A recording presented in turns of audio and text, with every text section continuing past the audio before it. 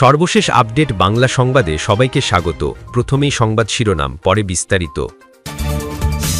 কংগ্রেস এড়িয়ে মধ্যপ্রাচ্যে 8.5 বিলিয়নের অস্ত্র দিচ্ছে যুক্তরাষ্ট্র। এদিকে হরমুজ প্রণালী নিয়ে বিশেষ বলয়ের ঘোষণা ইরানের। আরও থাকছে, যুদ্ধ করল ইরান, যুক্তরাষ্ট্র, ইসরায়েল, লাভ চীন রাশিয়ার। সর্বশেষ জানবেন, ইতালি ও স্পেন থেকে সেনা প্রত্যাহারের হুমকি ট্রাম্পের। শুনছিলেন সংবাদ শিরোনাম, এবার বিস্তারিত। কংগ্রেস এড়িয়ে মধ্যপ্রাচ্যে 8.5 বিলিয়নের অস্ত্র দিচ্ছে যুক্তরাষ্ট্র। কংগ্রেসের পর্যালোচনা এড়িয়ে মধ্যপ্রাচ্যের মিত্রদের কাছে $8.6 বিলিয়ন অস্ত্র বিক্রির অনুমোদন দিয়েছে যুক্তরাষ্ট্র। ইসরায়েল, কাতার, কুয়েত এবং সংযুক্ত আরব আমিরাতে এসব অস্ত্র বিক্রি করতে যাচ্ছে দেশটি। শুক্রবার 1 মে বার্তা সংস্থা রয়টার্সের একটি প্রতিবেদনে এই তথ্য জানানো হয়েছে। মার্কিন পররাষ্ট্র দপ্তর জানিয়েছে, ট্রাম্প প্রশাসন মধ্যপ্রাচ্যের মিত্রদের কাছে সামরিক সরঞ্জাম বিক্রির অনুমোদন দিয়েছে। ইসরায়েল ও যুক্তরাষ্ট্রের ইরান বিরোধী যুদ্ধ শুরুর 9 সপ্তাহ পর এই সিদ্ধান্ত এসেছে। এছাড়া বর্তমানে কার্যকর নাজুক যুদ্ধবিরতির 3 সপ্তাহেরও বেশি সময় পেরিয়েছে। পররাষ্ট্র দপ্তর জানিয়েছে, মার্কিন পররাষ্ট্রমন্ত্রী মার্কো রুবিও বলেছেন, জরুরি পরিস্থিতি বিবেচনায় এই সিদ্ধান্ত নেওয়া হয়েছে, কারণ এইসব দেশের কাছে তাৎক্ষণিকভাবে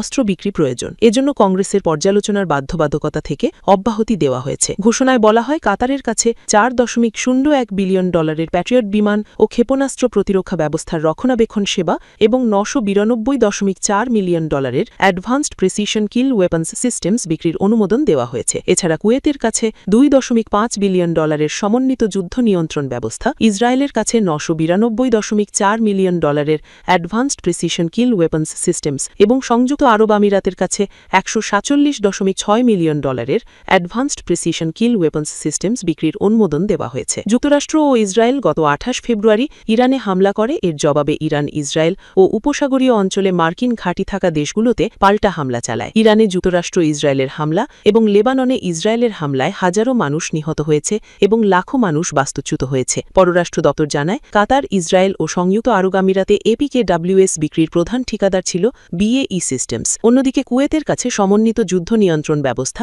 এবং কাতারের কাছে প্যাট্রিয়ট প্রতিরক্ষা ব্যবস্থার রক্ষণাবেক্ষণ সেবার ক্ষেত্রে প্রধান ঠিকাদার ছিল RTX কর্পোরেশন ও লকহিড মার্টিন। এছাড়া কুয়েতের চুক্তিতে নর্থ্রপ গ্রুমানও এটি প্রধান ঠিকাদার হিসেবে যুক্ত ছিল। বছরের পর বছর ধরে কুয়েত, সংযুক্ত আরব আমিরাত ও কাতারের সঙ্গে সামরিক সম্পর্ক নিয়ে ওয়াশিংটন সমালোচনার মুখে পড়েছে। মানবাধিকার কর্মীদের অভিযোগ, এইসব দেশে সংখ্যালঘু, জাতালতি, ভিন্ন মতাবলম্বী, LGBTQ সম্প্রদায় ও শ্রমিকদের ওপর নানা ধরনের নিষেধাজ্ঞা ও নির্যাতন রয়েছে। তবে এসব দেশ নিজেদের বিরুদ্ধে আনা মানবাধিকার লঙ্ঘনের অভিযোগ অস্বীকার করেছে। ইসরায়েলের প্রতি যুক্তরাষ্ট্রের সমর্থন নিয়েও সমালোচনা রয়েছে। বিশেষ করে গাজায় ইসরায়েলের সামরিক অভিযানের কারণে ব্যাপক সমালোচনা হয়েছে। এতে কয়েক হাজার মানুষ নিহত হয়েছে, খাদ্য সংকট দেখা দিয়েছে এবং কিছু গবেষক এবং জাতিসংঘের একটি তদন্তে এটিকে গণহত্যা হিসেবে উল্লেখ করা হয়েছে। ইসরায়েল বলছে, 2023 সালের অক্টোবরে হামাস নেতৃত্বাধীন হামলায় 1200 মানুষ নিহত হওয়ার পর তারা আত্মরক্ষার জন্যই এই পদক্ষেপ নিয়েছে, আর যুক্তরাষ্ট্র তার মিত্রদের প্রতি সমর্থন অব্যাহত রেখেছে। এদিকে হরমুজ প্রণালী নিয়ে বিশেষ বলয়ের ঘোষণা ইরানের। হরমুজ প্রণালী ও আরব উপসাগরের গুরুত্বপূর্ণ সমুদ্র পথে নিয়ন্ত্রণ আরও জোরদার করতে নতুন নিয়ম ঘোষণা করেছে ইরানের ইসলামী বিপ্লবী গার্ড বাহিনী। মূলত নিজেদের দক্ষিণ পূর্ব উপকূলীয় জলসীমায় নৌ চলাচল নিয়ন্ত্রণ শক্ত করতে এই উদ্যোগ নেওয়া হয়েছে। ইরানের রাষ্ট্রীয় সংবাদ মাধ্যম প্রেস টিভির প্রতিবেদনে বলা হয়েছে, IRCGর নৌ শাখা একটি বিবৃতিতে জানিয়েছে, আরব উপসাগর থেকে হরমুজ প্রণালী পর্যন্ত প্রায় 2000 কিলোমিটার উপকূল জুড়ে এটি বিশেষ নিয়ন্ত্রণ বলয় গড়ে উঠবে। IRCGর দাবি, এই পদক্ষেপের লক্ষ্য হল এই জলসীমাকে ইরানের জন্য শক্তি ও গৌরবের প্রতীক হিসেবে প্রতিষ্ঠা করা, পাশাপাশি অঞ্চলের নিরাপত্তা ও সমৃদ্ধি নিশ্চিত করা। এই ঘোষণার একদিন আগে ইরানের সর্বোচ্চ নেতা মোজতাবা খামেনাই সতর্ক করেন, যারা আরব উপসাগর অঞ্চলে প্রভাব বিস্তার করতে চাইছে তাদের জন্য এখানে কোনো জায়গা নেই। সূত্র গালফ নিউজ। এদিকে যুদ্ধ করল ইরান, যুক্তরাষ্ট্র, ইসরায়েল, লাভ চীন রাশিয়ার। ইরান যুদ্ধ শুরু করার সময় দ্রুত ও নিশ্চিত জয়ের কথা বলেছিলেন যুক্তরাষ্ট্রের প্রেসিডেন্ট ট্রাম্প, কিন্তু 2 মাস পর এসে দেখা যাচ্ছে যুদ্ধ থেমে থাকলেও এর স্থায়ী কোনো সমাধান হয়নি, বরং এই সংঘর্ষ এখন বৈশ্বিক অস্থিরতা তৈরি করেছে, যেখানে প্রকৃতপক্ষে কেউই বিজয়ী নয়। সবচেয়ে বেশি ক্ষতিগ্রস্ত হয়েছে সাধারণ মানুষ,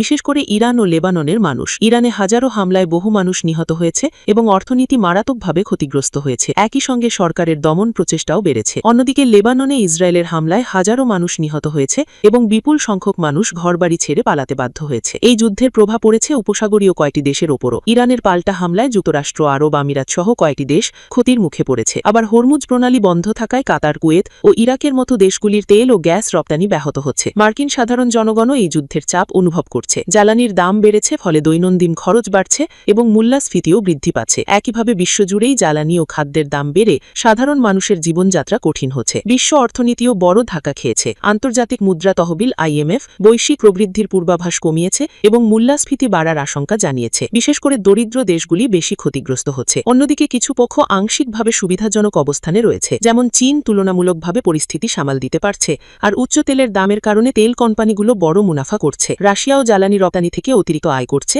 এছাড়া নবায়নযোগ্য জ্বালানি খাত এবং অস্ত্রশিল্পও কিছুটা লাভবান হচ্ছে। তবে পলিটিক্যালি এখনও অনিশ্চয়তায় আছেন ট্রাম্প ও ইসরায়েলের প্রধানমন্ত্রী নেতানিয়াহু। যুদ্ধের লক্ষ্য পুরোপুরি অর্জিত হয়নি, আর যুদ্ধ দীর্ঘায়িত হওয়ায় তাদের ওপর চাপ বাড়ছে। তথ্যসূত্র CNN। এবং সবশেষ জানিয়ে দিচ্ছি, ইতালি ও স্পেন থেকে সেনা প্রত্যাহারের হুমকি ট্রাম্পের। ইতালি ও স্পেনকে হুমকি দিয়েছেন মার্কিন প্রেসিডেন্ট ডোনাল্ড ট্রাম্প। তিনি জানিয়েছেন দেশ দুটি থেকে মার্কিন সেনা সরিয়ে নেওয়ার বিষয়টি বিবেচনা করা হতে পারে। শনিবার টাইম ম্যাগাজিনের একটি প্রতিবেদনে এই তথ্য জানানো হয়েছে। ট্রাম্প বলেন, ইতালি আমাদের কোনো সাহায্য করেনি, আর স্পেন ছিল একেবারেই ভয়াবহ। তাহলে কেন করব না? ন্যাটো অ্যালাইরা ইরান যুদ্ধের সময় যুক্তরাষ্ট্রকে যথেষ্ট সমর্থন করেনি। আমরা ইউরোপকে ইউক্রেন ইস্যুতে সাহায্য করেছি, কিন্তু যখন আমাদের প্রয়োজন ছিল তারা পাশে ছিল না। এটা আমাদের মনে রাখতে হবে। 2025 সালের ডিসেম্বর পর্যন্ত তথ্যের অনুযায়ী ইতালিতে 12,662 এবং স্পেনে 3,814 জন মার্কিন সেনা মোতায়েন রয়েছে। US defence man power data সেন্টারের বরাতে এই তথ্য জানানো হয়েছে। প্রতিবেদনে বলা হয়েছে, স্পেন এখনও এ বিষয়ে আনুষ্ঠানিক প্রতিক্রিয়া জানায়নি। তবে ইতালির প্রতিরক্ষামন্ত্রী গুইডো ক্রসেটো ট্রাম্পের মন্তব্যের বিরোধিতা করেছেন। তিনি বলেন, এর পেছনের কারণ আমি বুঝতে পারছি না। সবাই জানে আমরা হরমুজ প্রণালী ব্যবহার করিনি, বরং আমরা জাহাজ চলাচল রক্ষা করতে একটি মিশন পরিচালনা করার প্রস্তাব দিয়েছিলাম। এটি মার্কিন সামরিক বাহিনী অত্যন্ত প্রশংসা করেছে। টাইম ম্যাগাজিন ইতালি ও স্পেনের প্রধানমন্ত্রীর কার্যালয়ের সঙ্গে